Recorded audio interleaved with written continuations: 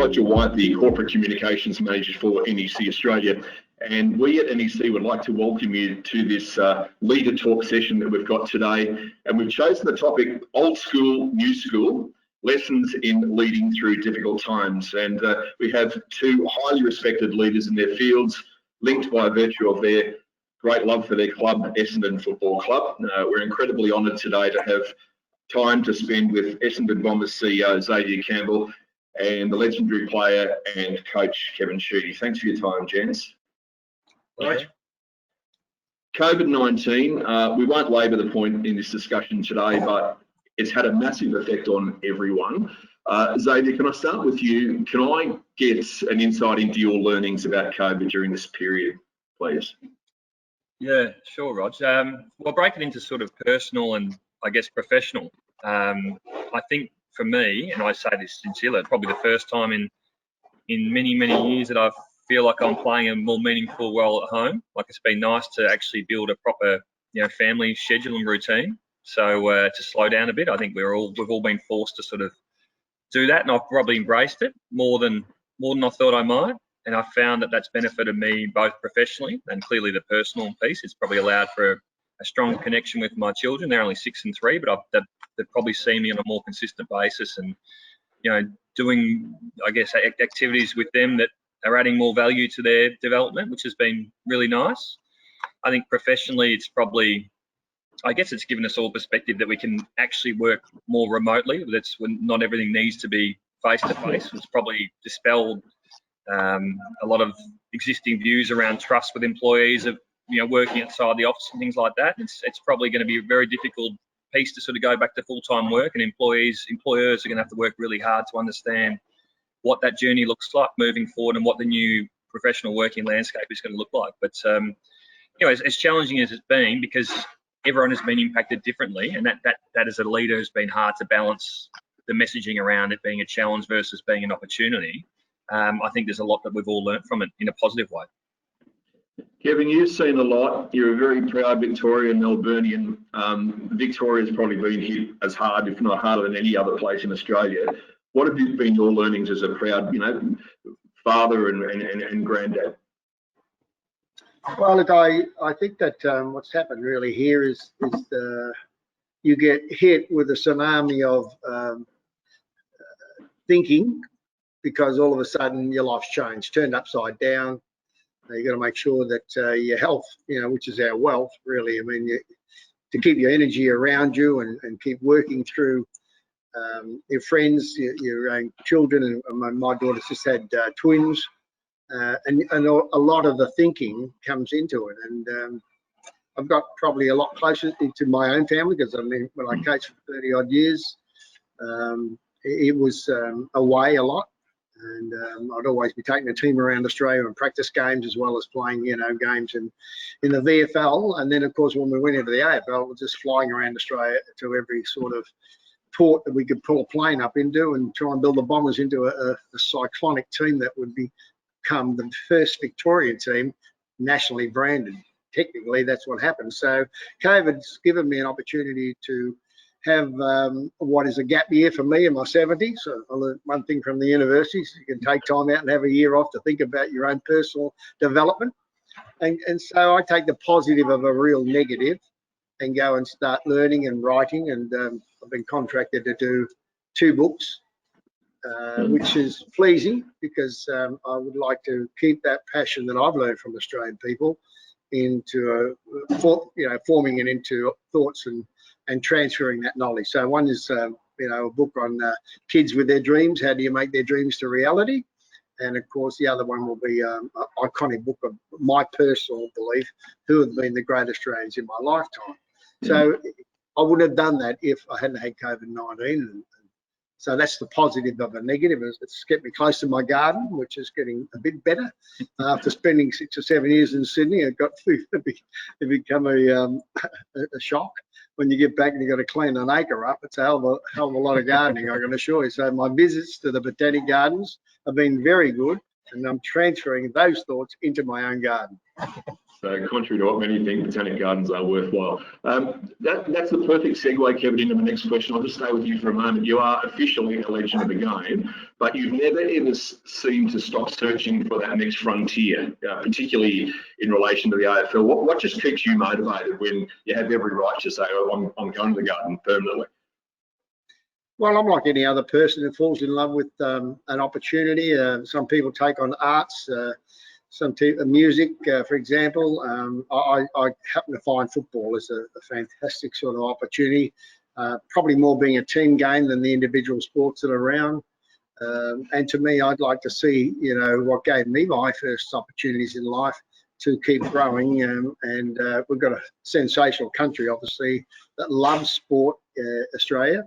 And so to transfer that into the next era, probably when I come back to Essendon, I wanted to get the country game up because of the droughts, and then we got smashed by the bushfires. So our nature in this island of Australia is a very difficult situation to cope with. And next week I'll be probably heading down to Gippsland to see the bushfire people that have been burnt out down there. There's some people around the Bruthen and Bairnsdale area. So I think I'll be going maybe down next week with a news reporter to look at that. So that's close to me, because about now we would have been playing our match against Geelong. I've got another game I want to introduce to football, but it's taking a little while because of the COVID-19 virus, but it needs to be very well planned, and building iconic games for our club and other clubs are very, very important, because we're the only city in Australia that probably has 14, 15 professional football clubs. We've got 10 AFL, we've got obviously rugby, and we've got also rugby league, sorry, with Storm, and then we've got our soccer clubs, and we've got a new soccer club. So to get it right and get it financially correct, we've got to make, as a club with Xavier and the Bombers, we're going to make every 2-hour match in Melbourne sold out.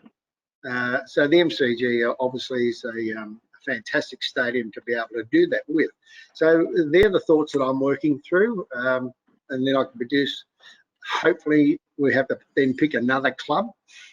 So we've got Magpies with Anzac, Tigers with Dreamtime, Geelong with the country game, and we're looking for a club maybe that we think might be fantastic to build a 90 to 95,000 crowd for a new idea that I'm not prepared to tell you just yet.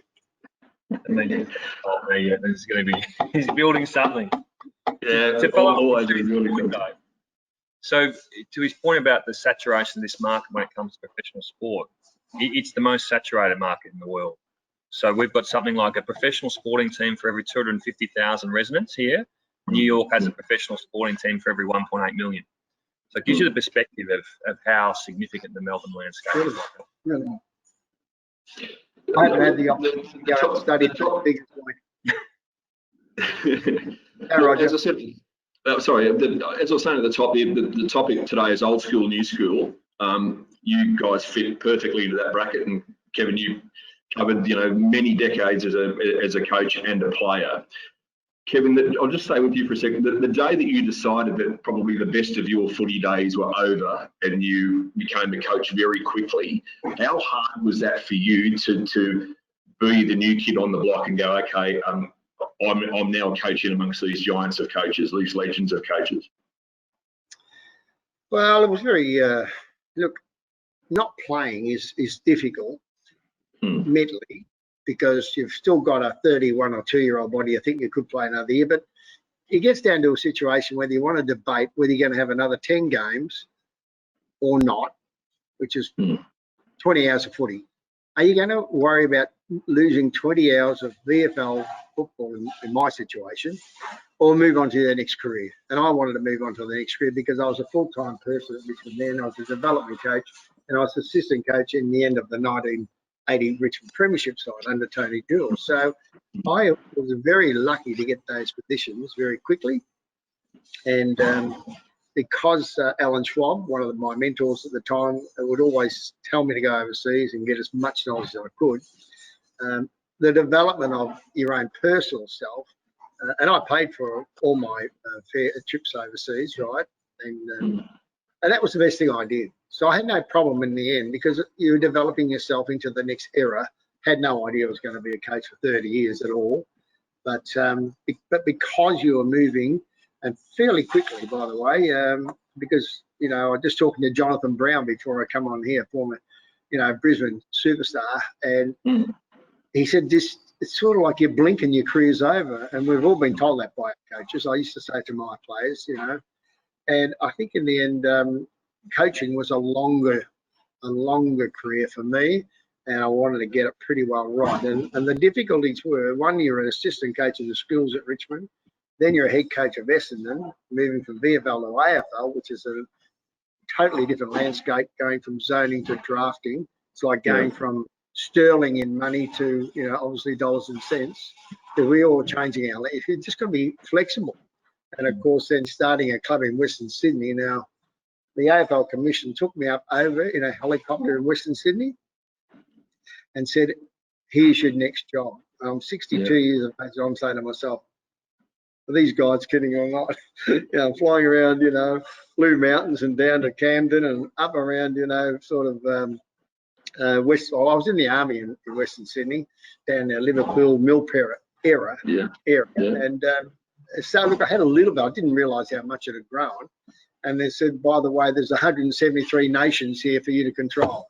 And I'm going, wow, that's a big job at 62 years of age. But I loved it. It was great. I was up there for 5 or 6 years. And whether it's old school, you can marry into new school, because the AFL said to me, well, we're not going to do it if you're not going to do this job, because we don't know if another person will be able to cope with all the losses and pushing people and raising money and all that sort of stuff. And David Matthews, who was my CEO, was a brilliant CEO, obviously, and young school, new school, got to work together to make sure that my knowledge I share with him. That's the crucial part. His development is giving me the opportunity to still get out there and find out new sort of landscapes for us to sort of work on. Xavier, you played football at a very high level. You won a premiership, I think, with the Sturt in 2002 in Saffel. When you decided to give up football and come to Melbourne, what were your misgivings, knowing that you're entering a huge AFL beast, you know, that could chew you up and spit you out as an exec? Yeah, I think my passion was probably the off-field stuff anyway, behind the sport, but off-field. You know, the business of sport was something I was always fascinated with. I was probably self-aware enough to know I was never going to make the highest level, but I still wanted to sort of get as much as I could out of myself. I should have drafted him. Now go and say it. I'm in trouble here. How did I ever not draft him? It's dangerous. But I mean, also to then be the CEO of the footy club that you support growing up.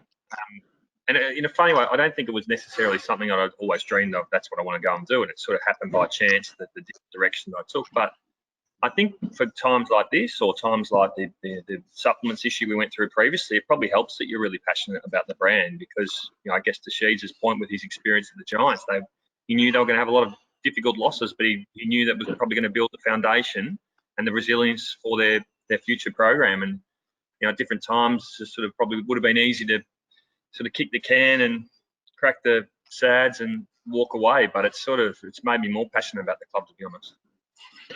You're a boy from Echuca, so on the border with New South Wales. You came to town. How difficult? I'll ask a different question. How did coming from the bush, as opposed to Kevin, who was an inner suburban boy, how much did that shape your values coming from the bush to Melbourne as a person that wanted to get into the business side of football? Well, I mean, it's sort of football and netball clubs are synonymous with country towns. So there was always this integration. So we're talking about this integration now at an AFL level with AFLW teams. And really that's more familiar for me than it is just a standard men's team. Like, that seems foreign. It has always seemed foreign. You know, Sheedy and I speak about this regularly, and that's why I was always very passionate about his country game concept, was that I always have felt country people have been underrepresented when it's come to the national level in terms of acknowledgement, because I think they do deal with a whole range of other challenges, the whole range of benefits and perspective that you get growing up in the country that you wouldn't get here, and that we're really conscious, when my wife and I, when we raise our children, we want to make sure there's a real balance, because there's so much in the country that you get that I'm not sure people in the city necessarily get that exposure to. But I think literally a footy netball club is the fabric of a community. Depending on the size of that community, Echuca was only 10,000 people, 12,000 people. We had four teams. That was really important. It's an honest environment. It shapes your values because you see the older players are the ones that you look up to. Just like Sheed's probably looked up to BFA and VFL players. I guess I had the same thing growing up when I was watching these guys play in the country. They're really accessible though, so they would shape us almost more than perhaps what other players have done in the metropolitan areas. So did they welcome you with open arms when you were the new kid on the block, or were they a bit suspicious of you? Well, I took over at a tough time. I took over in the middle of the supplements issue, so we were always a little bit isolated anyway. I was really young. I was seen as probably a... He's 40 now. I was really young. When I took over, I was... Give me a break, will you? This is sad. So I felt a little bit isolated because we were in such a unique position. And I think one thing you definitely notice in Melbourne is the school network is very strong. Now, I didn't come from that school network. In the country, I went to St Joseph's School, and I think you just have to work maybe that little bit more to open up the doors. You're not getting warm introductions wherever you go. It took me a long time to get a role in the AFL industry to start with. Isn't that pathetic, but really? The school network. I went to Prantec. It was a good school. Just get it. You make it happen, and you let them all know that we're very good. Whether we go to Xavier or Melbourne Grammar or Caulfield Grammar or whatever, just get over it. And the boy from the country or the boy from the technical schools have got every good chance like anyone else. True. Xavier, on that point, you are being talked about in wider circles in the AFL for a wider role in the AFL down the track. Are you for tertiary learning, or are you from the School of Hard Knocks, as she's just eloquently spoke about, with Prantec? I'm from a bit of both, to be honest. Like I just finished my MBA recently, but that was because I wanted to have that broader perspective. I think you've got to have a level of self-awareness to know where your strengths and development areas are. For me, that sort of technical piece and that broader lens was really important. But I don't think you learn more from, if you compare the two and what you take most from, it's the experiences that will give you the most. Like I think for so many executives now and leaders, this COVID experience will be invaluable. So long as you look at it through the right lens and you know there's things you can control and there's things you can't, and you look at it as an opportunity as opposed to just a challenge. And I think for the people that do that, it'll be a tremendous experience. Yeah, talking with CEO of Essendon Football Club, Xavier Campbell, and Kevin Sheedy, legendary player and coach. Xavier, on that point, can you become a leader, or are you born a leader? Oh, I think you can become a leader.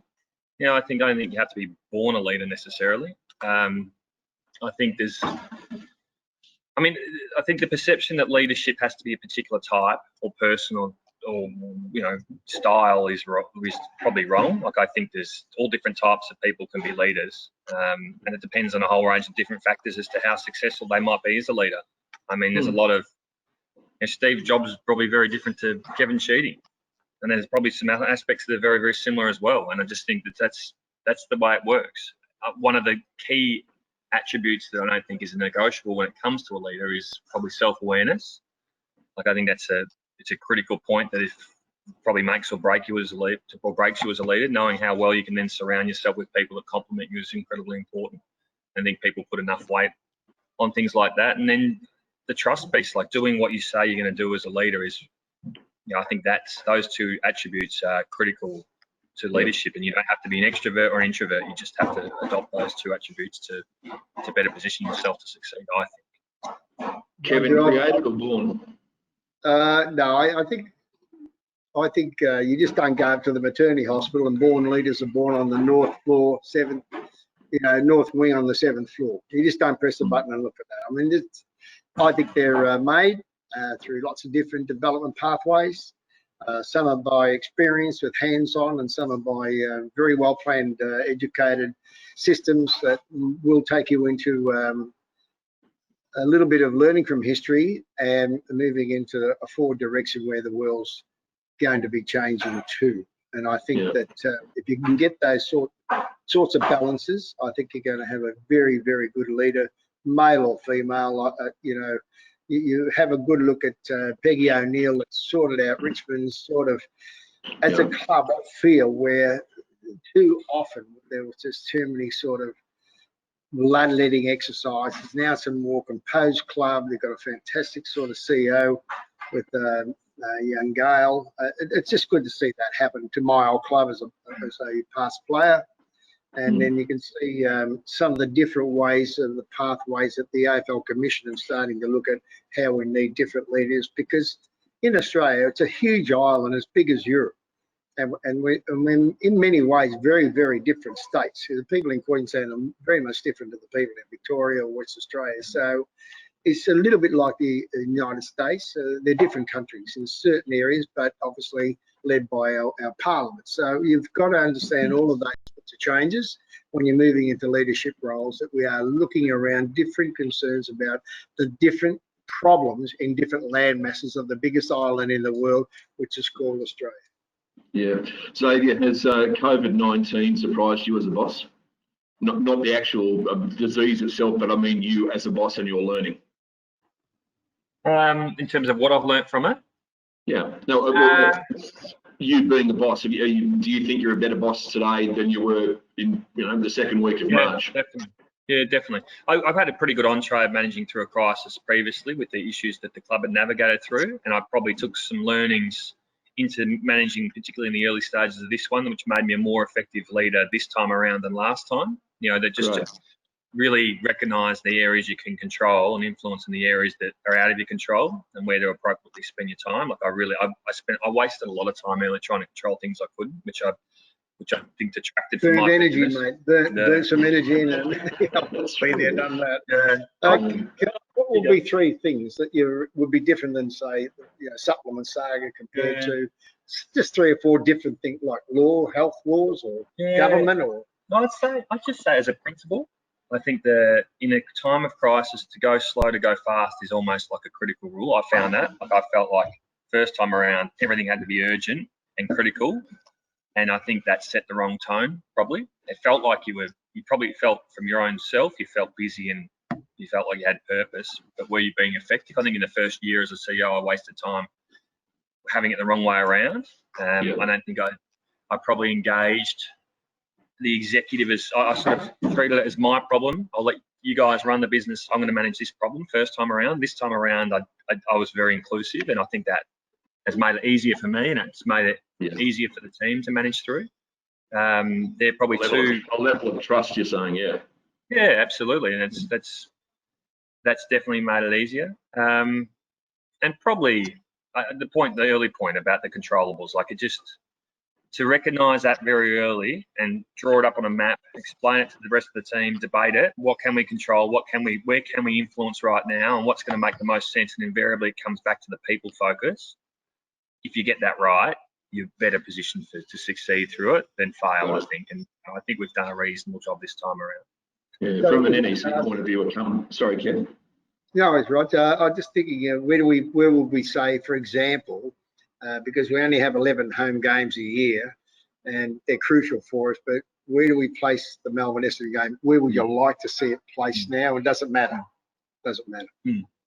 Yeah, I think from an NEC point of view, our company, when COVID hit, we realised that agility was everything, because all of a sudden all these companies around Australia were having their staff working from home and having to set up.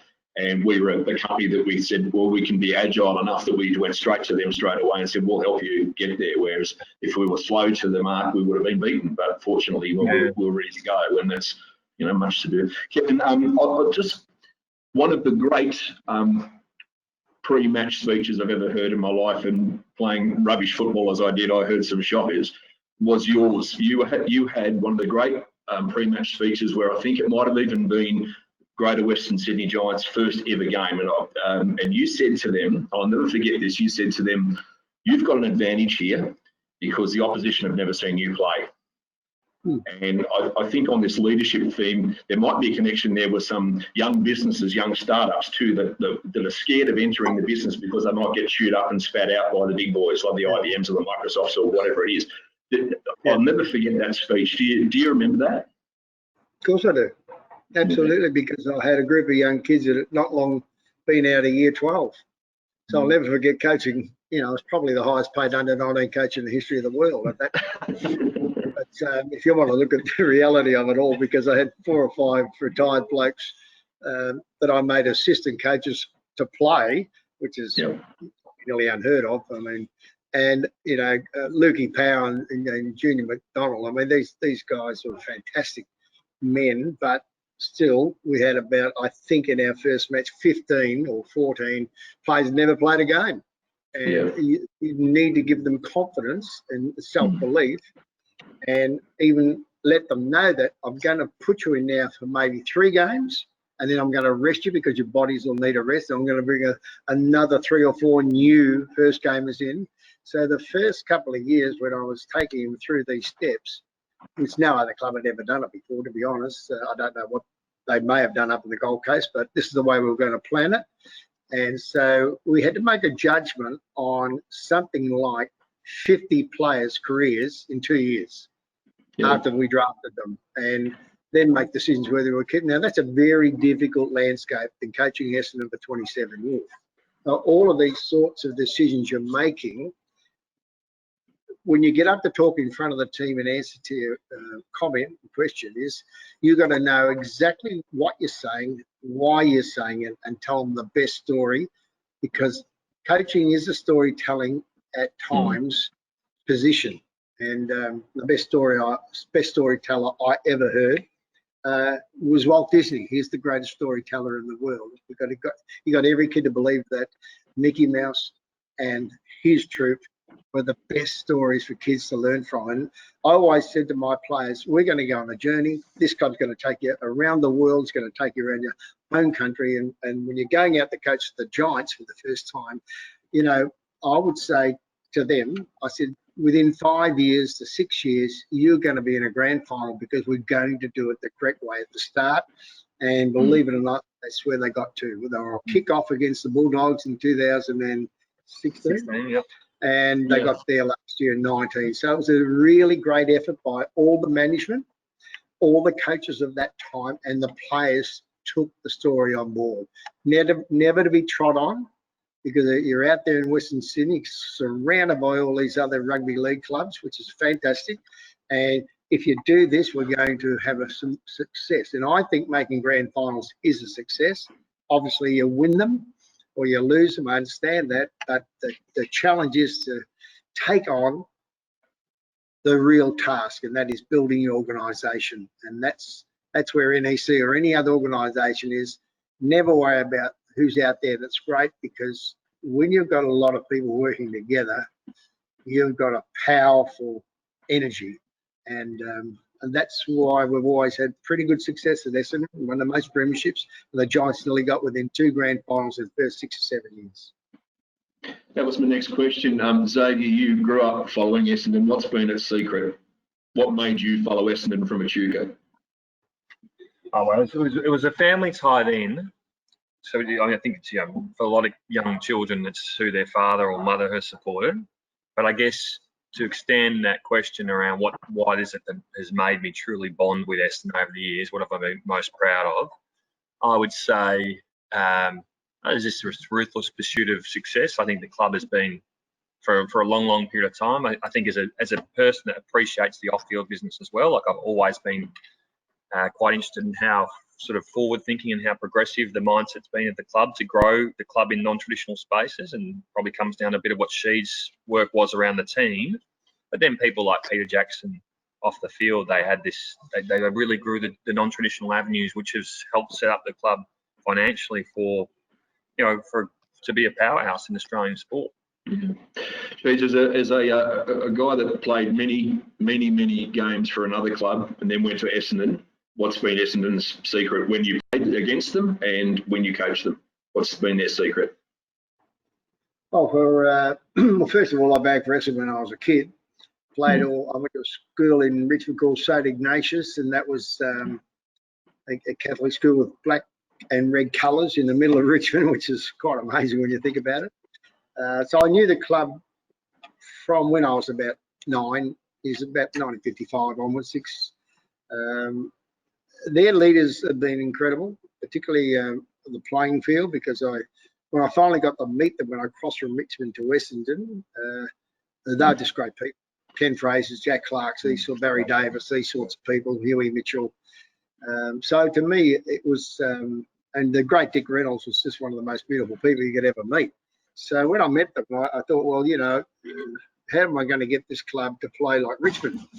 Because Tommy Hafey was just an incredible person, and Graham Richmond, and there were different styles of people, very different styles of people, and they were really great mentors, Graham Richmond, Alan Swab, Tom Hafey. And then you get over and then you meet the Graham McMahons and the late Ron Evans, both of them have since died, but they were sensational leaders to learn from at Essendon.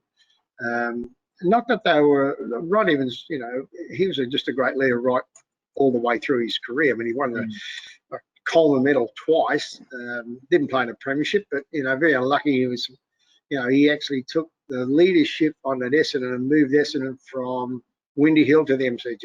Now, that is a great move. And a lot of people didn't like that, but it was the best thing that happened because we could only fit 20,000 people at Windy Hill, if that.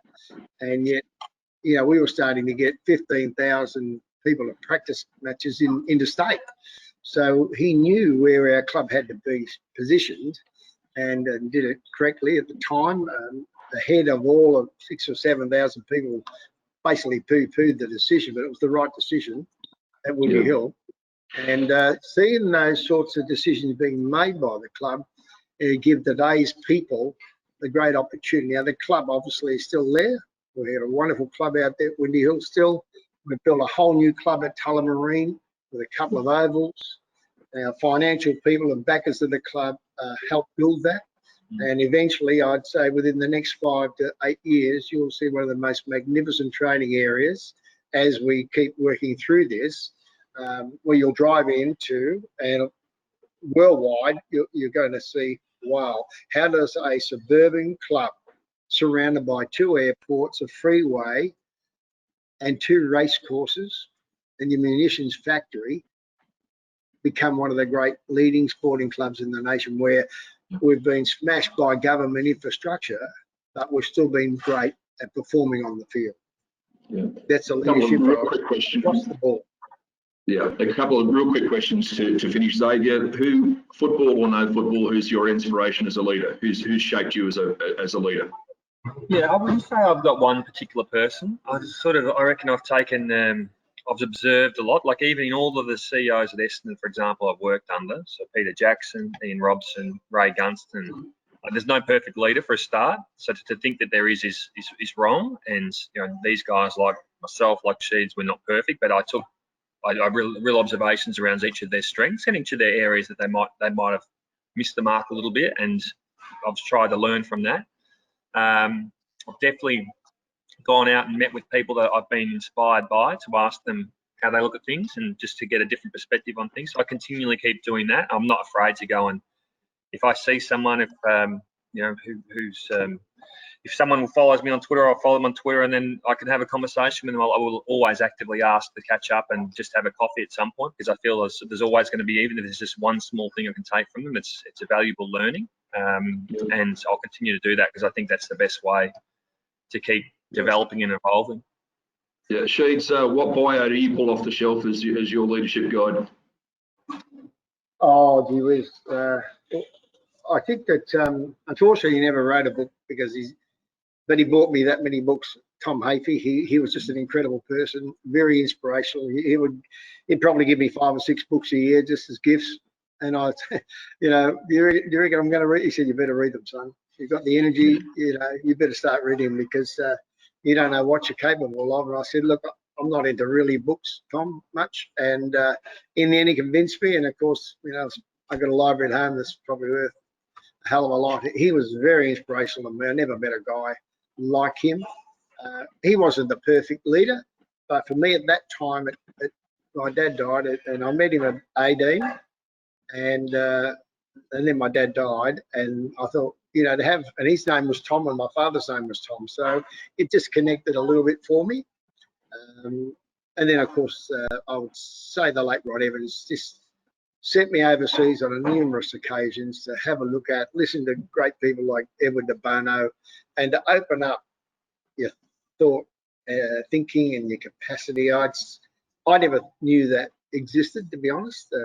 I never had any MBA, or it was just one of those situations where coaching never allowed you much to do anything in those early days. Now it's great to see coaches do a lot of courses, because Neil Danaher and I started the Coaches Association to make sure that coaches got better educated in their job profiles, and that would make the game grow a lot better from a teacher coaching point of view. And therefore coaches will get to understand CEOs a lot better. Yeah, I think most codes are. I think most codes are jealous of the AFL because their fans are probably the most informed and most passionate of all fans that there are, and with that they're very unforgiving. So you know, you're very lucky to have a great club like Essendon and the followers that you have to go through the experiences you've had and come out the other side. I think, gents, it's been an absolute delight to be able to sit with you today and get insights from you. An absolute legend in Kevin, and a legend in the making in Xavier Campbell. And we wish your 6-year-old and your 3-year-old all the very best, and your family, Xavier, and you too to your family and your grandkids. Kev, thanks for your time. He's only 40. Good on you, Rog. Thanks to everyone. Thank you very much. Support. So, cheers. Thanks for your time. Thanks, Rog.